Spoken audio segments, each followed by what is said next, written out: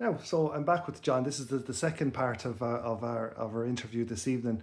And John, we just finished the last piece on you playing schoolboys in 1957. So you were 15 in 1957, and that was the first year, the first of a three in a row for Clonolty Rossmore schoolboys. But there was plenty going on in the club at that time. It was a busy period. It was particularly, I suppose, for the field development and more specifically the clubhouse. You're pretty intimate with what went on at that time. Would you tell us? Oh, the clubhouse in 57 was a huge. In the West, there was very few. They had dressing rooms at that time. Cashel hadn't a dressing room, Knockavella or Kickham's hadn't a dressing room at that stage, Anacarty hadn't one. And it was a huge development. Father Cooney arrived in the parish, I said the year before, and he got stuck into the club. And the two builders that time in Clonolty provided the leadership, both John Kearney and Willie Ryan Mason. And their stuff they laid out the thing above, and some of their workers, Packy Ryan, that was with Packy Ryan Billabone, working with John Kearney, and you had Jimmy Ryan Mason that worked with Willie.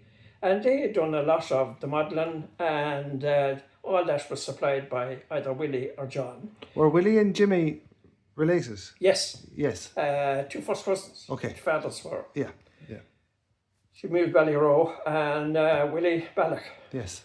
And they were two great men at that time, and John Kearney, and they supplied scaffolding. Everything that was needed that way was all voluntary, and all the labour was voluntary. And so the idea for us came from Father Cooney, was it, ultimately? Father Cooney, I suppose, and the club, and he got some, Yeah. And but you needed a few people to take the bull by the horns, you sure did. Yeah. And they supplied the stuff, and then there was great help from Philip Maher, Longfield. Yeah. Philip done a lot of the carpentry work and everything that was done that time. Jimmy Hazecorbella was always there to mix stuff, and there with the mixer.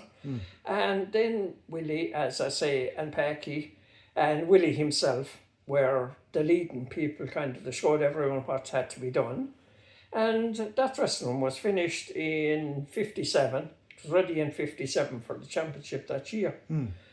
So it went up quite quickly. Oh, it went up quite quickly. Yeah, It did. yeah, So, it was only the walls. They had a divide then in the middle of that pavilion at the time, as it was known. Yeah. And that would be taken down when there was dances on. Yeah. Or then conventions and every whole thing. The partition was there to be moved back to the side wall, and you had a full dressing room. Yeah. And I suppose the main man that looked after everything that time, Paddy Lucknan. Paddy would be a great grandfather to Jason. Jason Dwyer. Jason O'Dwyer, our goalkeeper at the moment. At the moment. Yeah. And Jim Hennessy and P. Quirk then, when there was dances above, they were the doormen and they looked after everything. And two forums and a forum on top, and you had Jackie Lashy and Tom Purcell playing the music. And they dusted off the floor for a good, I'd say 2 years. And they made enough money to put a timber floor down. And Willie the Mason put down that timber floor. So it was a dust floor? It was a concrete floor. Concrete floor, okay. A concrete floor, and the windows would have to be opened, the doors. Yeah, and so these were like fundraisers? That was the fundraiser okay. at that time, yeah. And as I say, Paddy Flan then would clean up the day after. Paddy worked in the sugar factory, but he was the caretaker of the field and so he was just living just down the road from the hurling field. He was living down where Jason is living now. Okay, yeah. That's where Paddy was. Great man, done a lot of work. And hurled for the club as well, did he? No, his sons played for the club. Paddy, I think, came from Torres. Okay. His sons, Thomas and Michael, and Pat, I think, played a bit underage as well. Okay. And the two eldest boys then went to England, Thomas and Michael, I think, both of them. And Paddy was the caretaker then for a good number of years. A good number of years, even after he retired and had the sugar factory. He was full time between the field and and the dressing rooms. He looked after. And he preceded Bill Campion. Bill then took over from when Paddy retired, kind of, and Bill took over when Bill came to live above, being across from the field. And Bill looked after everything very, very well again. And I've done a piece on Bill for the book, because I've fond memories of Bill myself, Yes, growing up. But just to go back to the pavilion, were there seats put down around that time as well? That was later. That was later. That was later, kind of when the wall was put around the field, and then the seating was done. Then that was the next thing that was done. So the next phase of development. Of the thing, and that was all done voluntary. There was nothing paid for any of the stuff. And everything else was voluntary. And do you remember, was there an official opening of the pavilion or anything like that? Do you know what? I can't really remember. Was there a match above played? Do you know what I mean? No, I can't remember. Yeah, but there was dances. Oh, there was. Was there any drama or any of that type of thing as well? You see, no, it was mostly in the old school. The plays were kind of. I don't think they ever. Where the community centre is now. Yeah, where the community centre is now. Okay.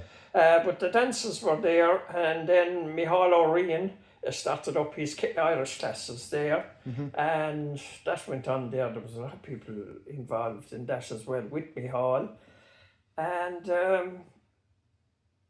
did you have to give a dig out yourself? Oh, I did. I was involved. Father Cooney came down one day. We were choosing spuds in the springtime, getting ready to sow spuds, and he arrived in.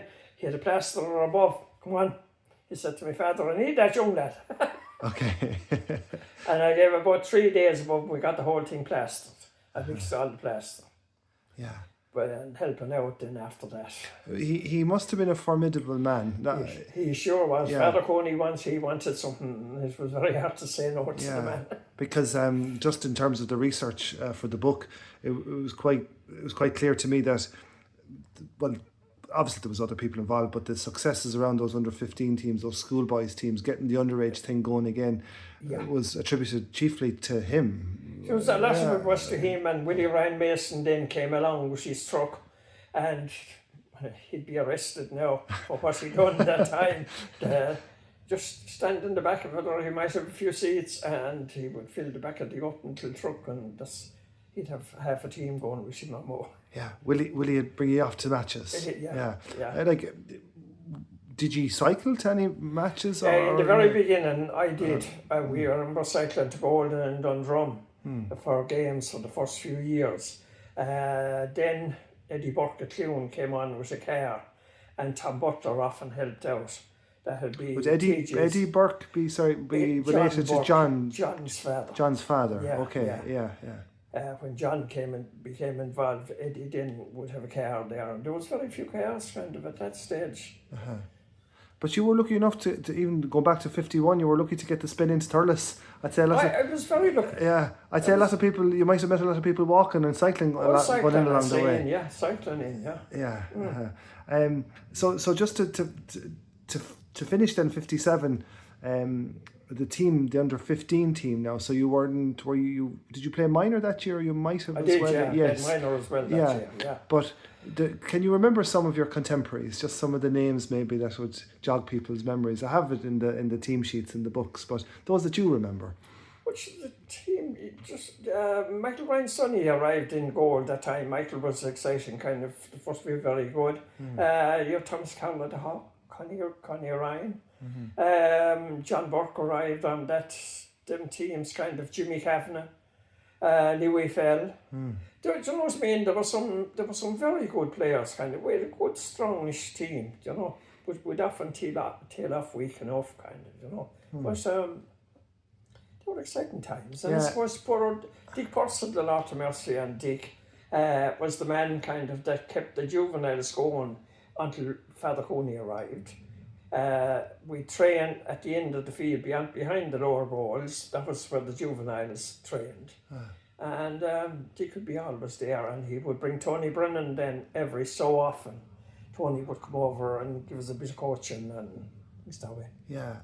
Tony was very good. And as we moved on to minor and Everton, Tony was more involved then. Yeah.